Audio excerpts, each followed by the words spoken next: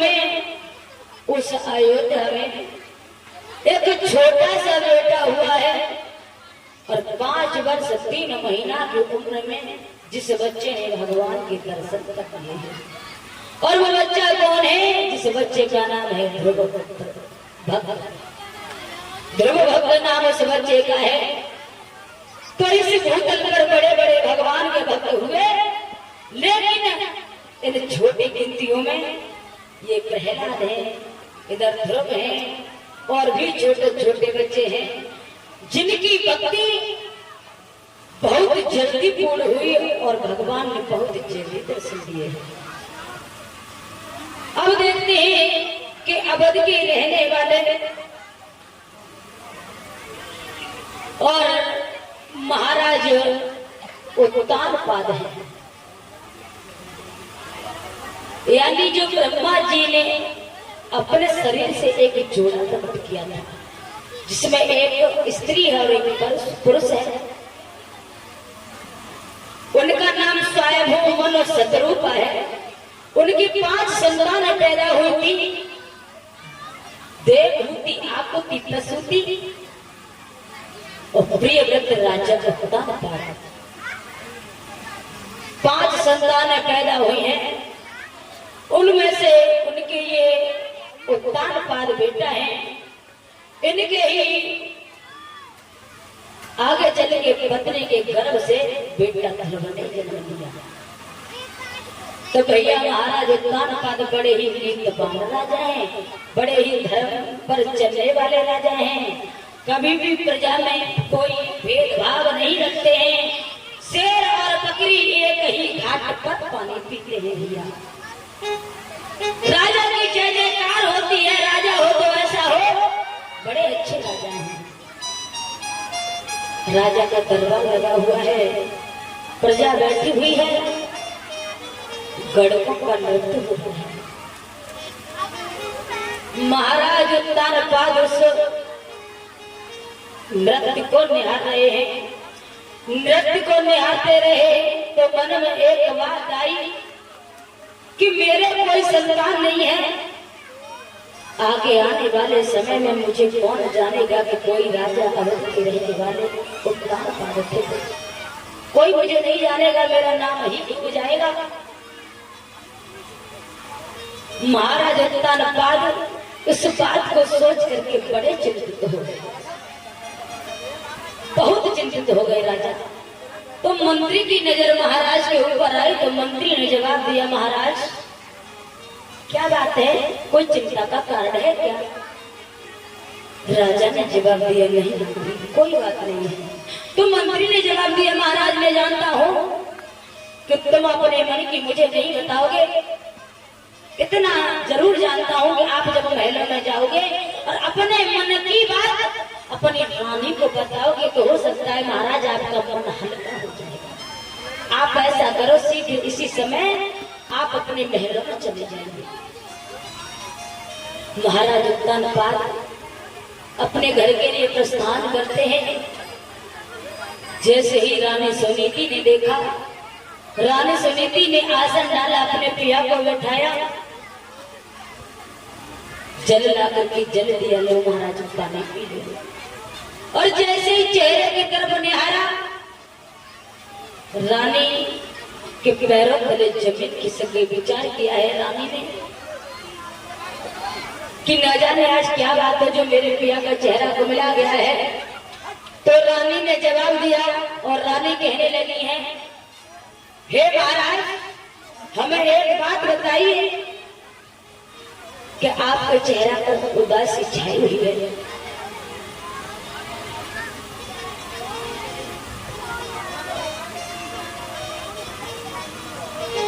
तो रानी कहने लगे, महाराज कि किस कारण से प्रीतम प्यारे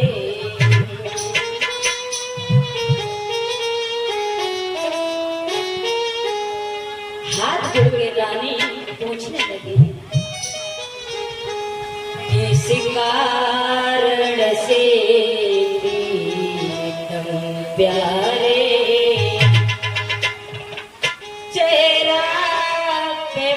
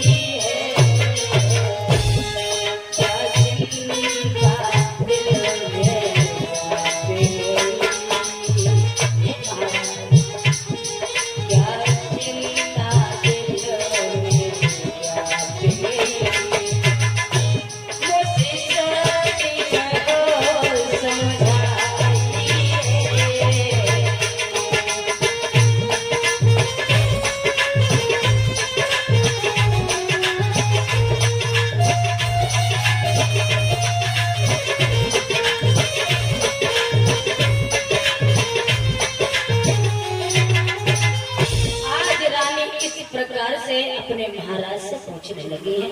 तो महाराज कहने लगे हैं, रानी हमारी चिंता का कारण पूछती है। तो बात ये है कि उस ईश्वर की सृष्टि में है सब जीव स्वतंत्र, पर बन बैठी हो तुम्हें कर्मों से परतंत्र। हे रानी, मेरी नजर में तो ये दिखता है दुनिया में कोई भी प्राणी दुखी नहीं है, सब सुखी है। सर्व सुख भगवान ने सबको दिया है। हमारे पास में भी किसी चीज की कोई कमी नहीं है, लेकिन हे रानी हमारे पास में एक चीज की कमी है कि तुम्हारी कोख से किसी संतान ने जन्म नहीं है। इतनी बात जब राजा ने कही तो रानी एकदम से बिलक बिलक कर उस अंगना में रोने लगी। पिया, अगर पीतल होती तो बदलवा लेती, और नदियां अगर हो तो मैं पुल बनवा लेती। जिस प्रकार से समुद्र को पाट नहीं सकते हैं, उस प्रकार से मैं अपनी किस्मत को बदल नहीं सकती हूँ, ना मैं अपनी कोख को बदल सकती हूँ। हे महाराज, मैं क्या करूं? मैं इतना जानती हूँ कि मैंने कोई पाप किया है, और उस कर्मों की सजा महाराज आपको भी मिल रही है। रानी इस प्रकार से महाराज से कहने लगी है। रंगना में रानी रोने लगी।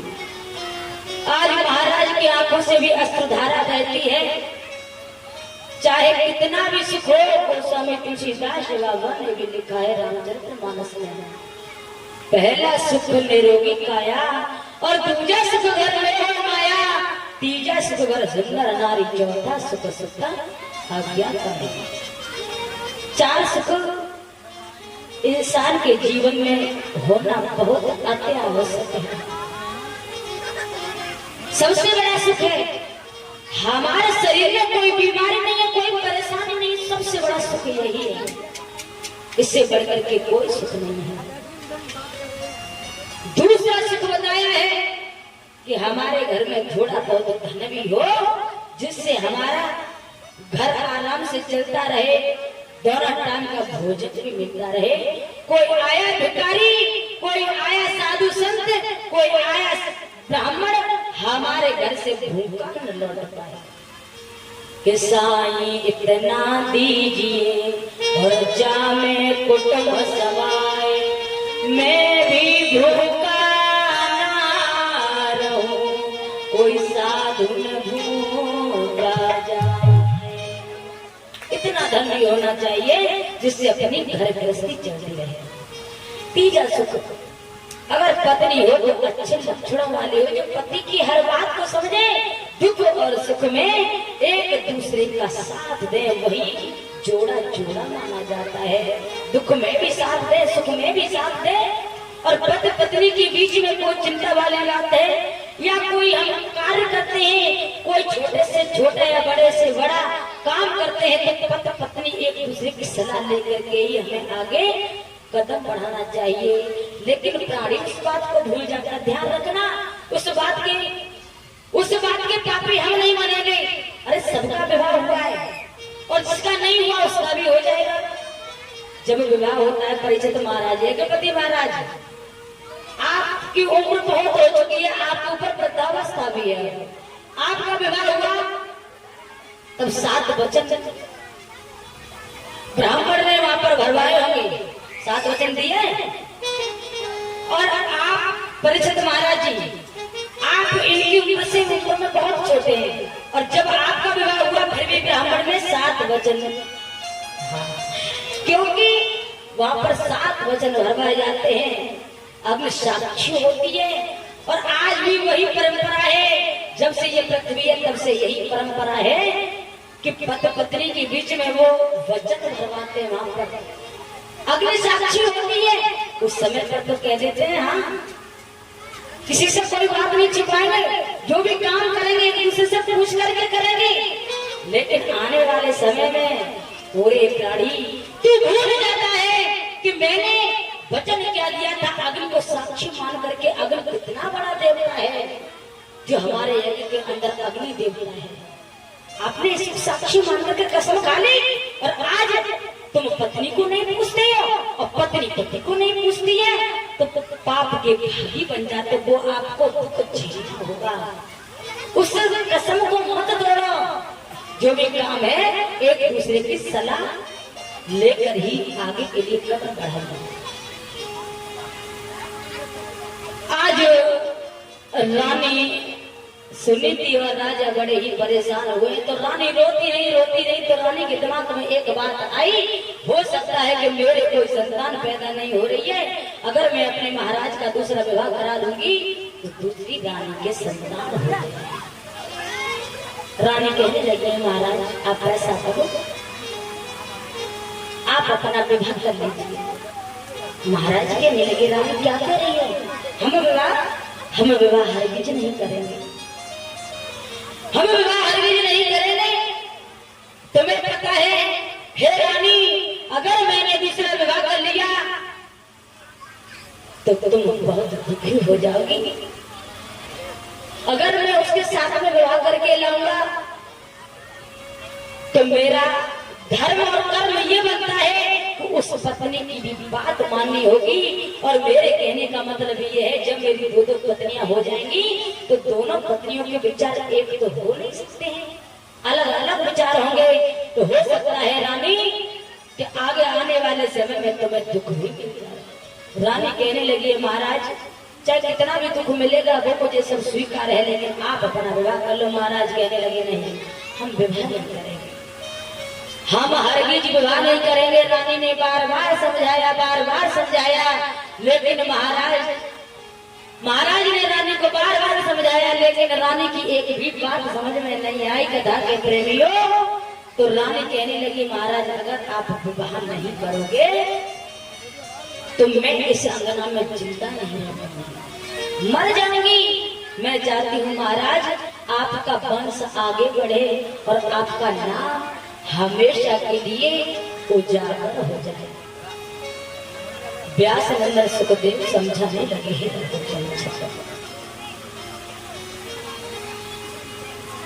जब रानी ने महाराज को विवाह के लिए विवश कर दिया, महाराज कहने लगे हैं, ठीक है जब तुम शादी के लिए बोल रही हो तो मैं शादी तो कर लूंगा, लेकिन रानी अगर तुम्हारे ऊपर कोई भी दुख या संकट आता है तुम हमसे कह नहीं पाओगी। क्यों? कि मैं दूसरे के बंधन में बंध जाऊंगा। रानी कहने लगी, महाराज एक संतान की खातिर मुझे सब कुछ स्वीकार है।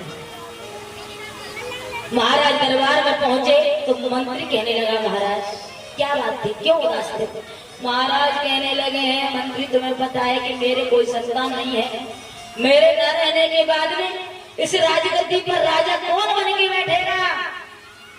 मंत्री बोला, महाराज एक बात है, अगर तुम्हें बुरा न लगे।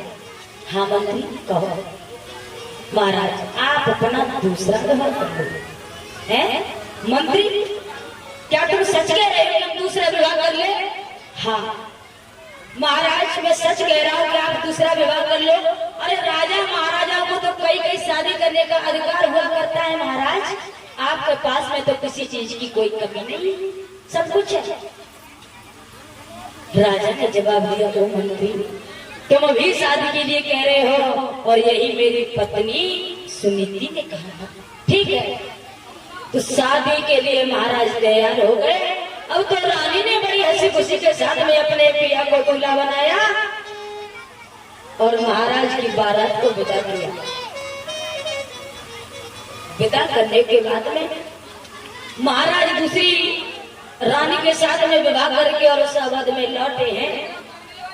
दूसरी रानी का नाम है सुरुचि। अब देखा है बड़ी रानी ने कि छोटी रानी का डोला आ चुका है। उसने सभी पड़ोसन को इकट्ठा किया और पड़ोसन को इकट्ठा करने के बाद में वो बड़ी रानी कहने लगी है, बहन सुनो कि मेरी आई गई सती द्वार, कि मेरी आई गई सती द्वार और बहन जल सौतिल